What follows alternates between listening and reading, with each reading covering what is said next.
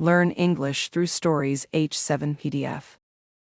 Adapted and modified by Kulwant Singh Sandhu. Contents: Adventures of Feluda. 1. The Emperor's Ring. Part 5. 2. Grammar page.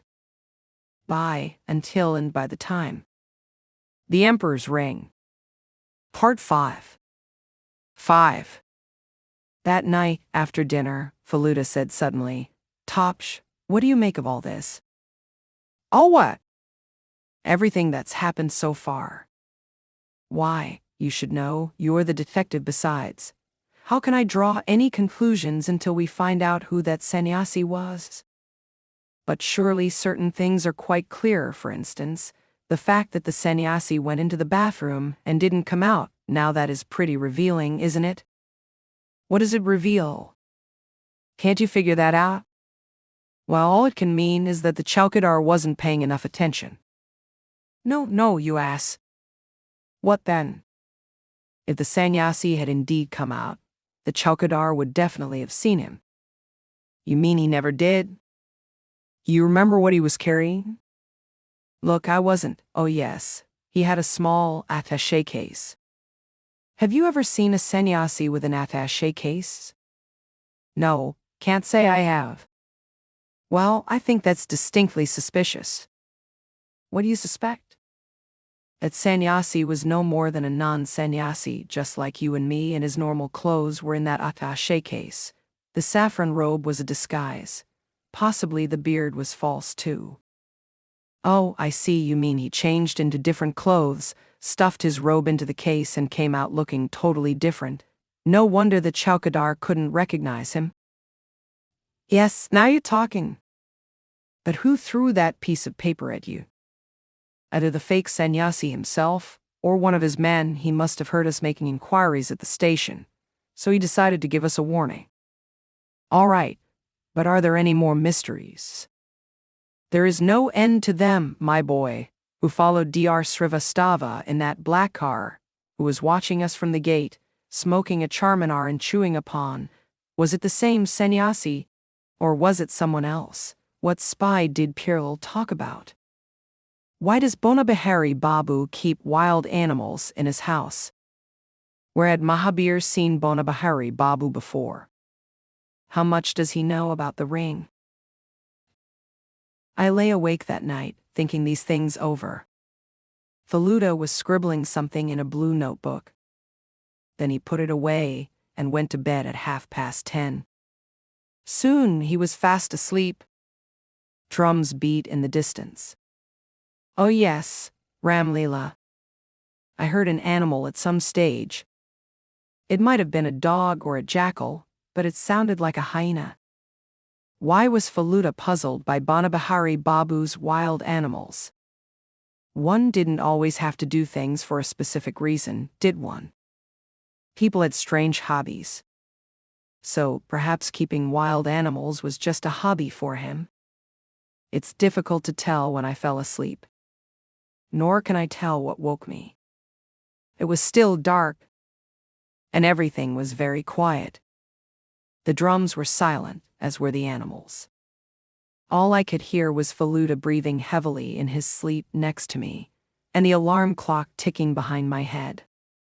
Then my eyes fell on the window. Normally I could see a fair bit of the starry sky through the open window. Tonight, something blocked most of it. As the last remnants of sleep cleared from my eyes, I realized with a shock what it was. A man was standing outside at the window, holding its bars and staring into our room. My heart stood still. Yet I couldn't take my eyes off that figure. The room was utterly dark, and the starlight outside was not good enough to see the man's face. But I could make out that the lower half of his face was covered by a dark cloth. Now he put a hand through the bars in the window. But no, it wasn't just his hand. He was holding a rod. A sweet, yet strong smell hit my nostrils. I was already breathless with fear. Now my limbs began to go numb. I tried to muster all my willpower. Then slowly, without moving my body, I stretched out my left arm towards Faluda. He was still asleep. My eyes hadn't moved from the window. The man was still holding the rod, and that smell was getting stronger. I began to feel giddy. At this moment, my hand brushed against Faluda's waist. I gave him a nudge. Faluda moved slightly, and his bed creaked noisily with the movement. In that instant, the man vanished from the window. "Why are you poking at me?" asked Faluda sleepily. I swallowed and tried to speak. "Window," I managed. "What about the window? God, what's that smell?" Fully awake, Faluda jumped up and ran to the window. He stared out of it for a few moments, then turned back to me. "Tell me exactly what you saw." I was still finding it difficult to talk. "A man," I croaked, "with a rod, inside." "Did he stretch the rod out into our room?" "Yes." "I see, he must have had chloroform dabbed on that rod. He wanted us to faint. But why?" "It could be a different thief. Maybe he thought the ring was still in our house. Never mind. Go back to sleep now. And please don't tell your father or Deru Kaka about this. They'll only get nervous and spoil all my work." The next morning, both Baba and Deru Kaka appeared more relaxed. The police had been informed and Inspector Gargari had already started working on the case. So it wasn't likely that there would be any further problem. I sent up a silent prayer for Faluda. "Dear God, don't let the police win. Let it be Faluda who finds the ring. May the full credit go to him, not the police." Baba said, "I'm thinking of taking you out today to a few other places." We decided to leave after lunch. But before a final decision could be taken on where we should go, Banabahari Babu turned up at the house. It was he who eventually settled the matter. "I had to come when I heard of the daylight robbery," he said. "If only you had a hound, Duru Babu, this wouldn't have happened." A well-trained pedigree hound would have taken just 5 seconds to figure out what the sadhu's intentions were. But what's the use of offering you advice now? The damage is done. Never mind. Have one of these," he added, unwrapping the small packet he was carrying. "These are the best pawn in Lucknow. Benares is the only other place where you can find such good quality pawn." I began to feel slightly uneasy. If Bonabahari Babu stayed for too long, our plans for the afternoon would be spoiled. But he asked at this point, "Are you planning to go out or will you stay in?" Baba said, "Well, these fellows haven't seen anything except the Imambara, so I was thinking of taking them somewhere else." "Haven't you seen the residency?" Bonabahari Babu asked me. I shook my head. "Then allow me to show it to you. You won't find a guide like me. I have a thorough knowledge of the mutiny." Then he turned to Daru Kaka and said, "There is only one thing I'm feeling curious about. Where did you keep the ring? In a chest?" "No, I haven't got one in my house. The thief took it from my Godrej Almirah. The key, of course, was in my pocket. He must have used a duplicate. I believe he left the box behind." "Yes." "Very strange. Was the box in a drawer?" "Yes." "And you searched the drawer thoroughly, I presume?" "Every inch of it." "You could check for fingerprints, couldn't you? I mean, on the handle of the Almirah and that little box?" "That wouldn't help. Both are full of my own fingerprints." Bonabahari Babu shook his head and said, "Pirlal was a strange man. He didn't even bother to have the ring insured. And the person he gave it to was just as foolish, however.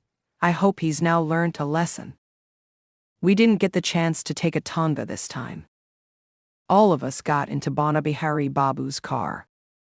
Faluda and I sat in the front. As we were passing through Clive Road, Bonabihari Babu asked us, "Did you ever think you'd get involved in such a mysterious event in Lucknow?" I shook my head. Faluda chuckled. Baba spoke for him. Fellow is thrilled to be here, he said, because he's very interested in such things. He's an amateur sleuth, you see.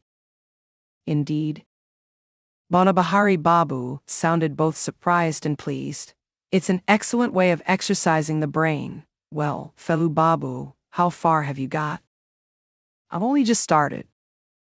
I don't know what you'd call a mystery, but certainly I am mystified by many things. What do you mean? Asked Durukaka. Well, how do you suppose that Sannyasi got hold of a duplicate key besides? Your house wasn't totally empty. How could he go into your bedroom, knowing that the bear and the cook were in the house? In any case, one little thing has always worried me. What is that? Did Piril really give that ring to Dr. Srivastava? Or did Sri? What are you saying, Bonabahari Babu? Surely you don't suspect poor Dr. Srivastava. Why not? Everyone is under suspicion until this matter gets cleared up, and that includes you and me, isn't that right, Fellow Babu? Certainly, we mustn't forget that Dr. Srivastava and that Sadhu had both gone to our house that evening, said Faluda. Exactly. Bonabahari Babu seemed to grow positively excited. Baba spoke a little haltingly. But if Srivastava had indeed used unfair means to get hold of that ring, why should he give it to us for safekeeping, and then why should he steal it again? Bonabahari Babu laughed out loud. That's simple. His house was burgled, so he got frightened and passed the ring on to you. But temptation didn't leave him, so he stole it back, fooled the real thief, and killed two birds with one stone. I began to feel quite confused. How could an amiable gentleman like Srivastava be a thief? Was Faluda in agreement with what had just been said? Or had his suspicion fallen on Dr. Srivastava only after Bonabahari Babu began speaking? In fact, he hadn't finished. Srivastava is a nice enough man, I agree, Bonabahari Babu went on. But just think for a minute. He's built his own house, stuffed it with expensive furniture, and he certainly lives in style. Now, how could he have done that? I mean, how much does he earn as an osteopath in a small town like Lucknow? Durukaka said, Who knows? Perhaps his father left him some money. No, his father was just a clerk in a post office in Allahabad. At this point, Faluda suddenly asked something completely irrelevant. Have you ever been bitten by any of your animals? No, never. What is that mark on your right wrist? Oh ho! You do have sharp eyes, I must say. That mark normally stays hidden under my sleeve. It's the result of fencing. My opponent's sword scratched my wrist. The residency was really worth seeing. It was a beautiful place. There were trees everywhere, and amidst them, a few broken old British houses, all built in the mid-19th century. On the trees sat large groups of monkeys. Lucknow, I had heard, was well known for its monkeys. Now I could see for myself what these creatures could get up to. A few street urchins were firing stones at the monkeys from their catapults. Bonabahari Babu went across and gave them a nasty earful. Then he returned to us and said, I cannot stand cruelty to animals, unfortunately. There's plenty of it to be seen in our country. I had read about the Sepoy Mutiny. Going through the residency made those events pass through my mind like pictures on a screen. Bonabahari Babu, in the meantime, had begun his commentary. During the time of the mutiny, Lucknow was ruled by the Nawab. The British forces were all stationed in the residency here. Henry Lawrence was their commander-in-chief when trouble started. Most of the other British men and women in Lucknow went and took refuge in a hospital. Sir Henry fought bravely, but was eventually killed by the sepoys. What happened to the British after that is obvious from the state of this building. If Sir Colin Campbell hadn't arrived with reinforcements, heaven knows what greater horrors the British in Lucknow would have had to endure. This was their billiard room. Just look what those cannonballs did to it. Baba and Darukaka had gone for a walk since they had both seen the residency before. Only Faluda and I were inside, totally engrossed in what Banabahari Babu was saying, and looking at the remains of the broken buildings, all built 200 years ago. Suddenly, through a hole in the wall, something came flying in. It shot past Faluda's ear, bumped against the opposite wall, and fell on the ground with a thud. It turned out to be a stone. In the next instant, I saw Bonabahari Babu pull Faluda sharply to one side, just as another stone came in and fell on the floor. There was no doubt that both had been thrown with a catapult. Bonabahari Babu, despite his age, moved with remarkable agility. He jumped through a bigger gap in the wall and landed on the grass outside. Faluda and I joined him almost immediately. We all saw a bearded man running away.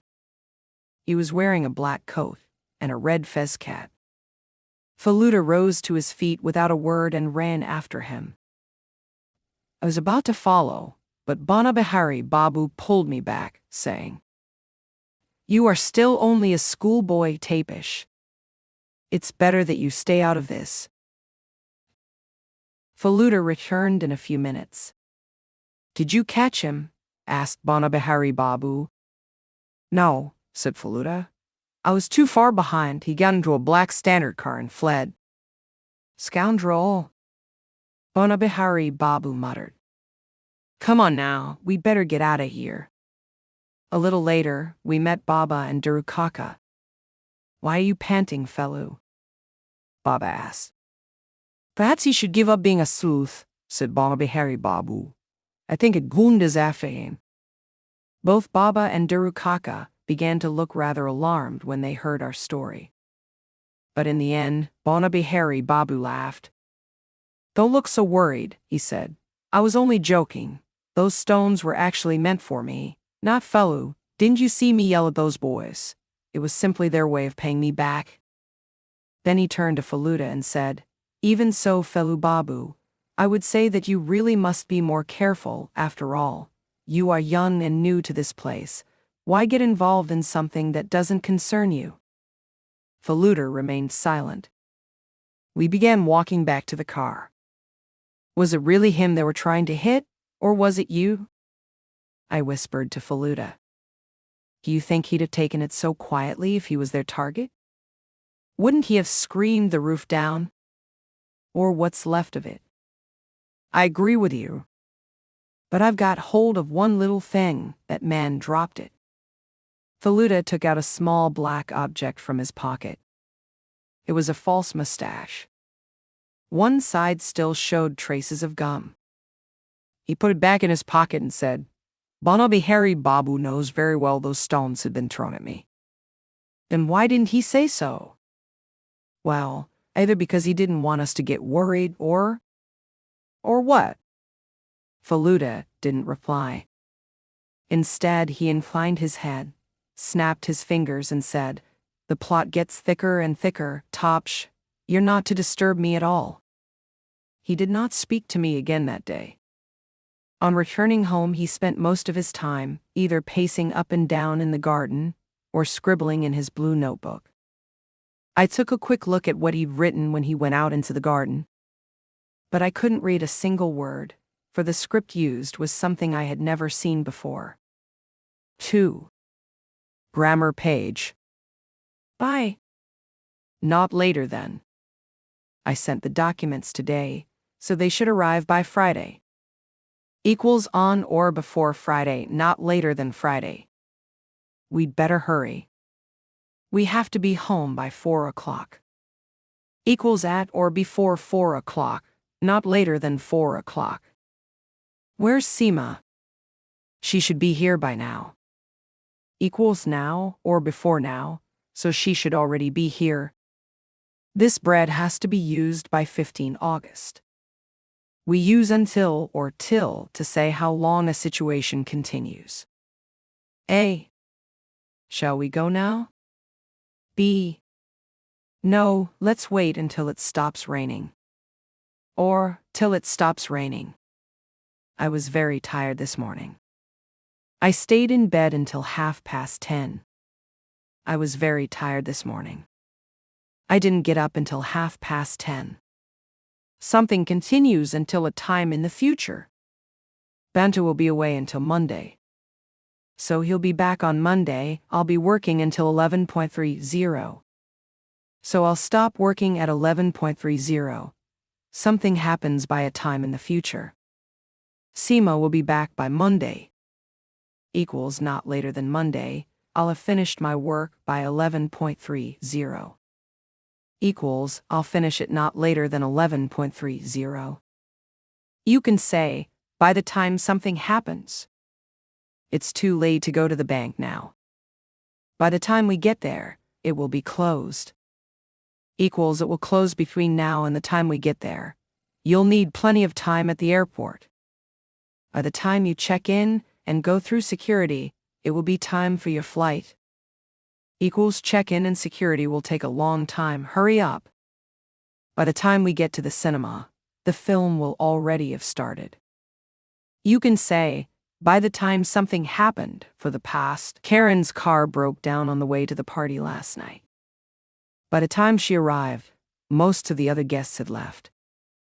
Equals it took her a long time to get there, and most of the guests left during this time. I had a lot of work to do yesterday evening. I was very tired by the time I finished. Equals it took me a long time to do the work, and I became more and more tired. We went to the cinema last night. It took us a long time to find somewhere to park the car. By the time we got to the cinema, the film had already started. You can say by then or by that time. Karen finally got to the party at midnight, but by then, most of the other guests had left. But by that time, most of the other guests had left.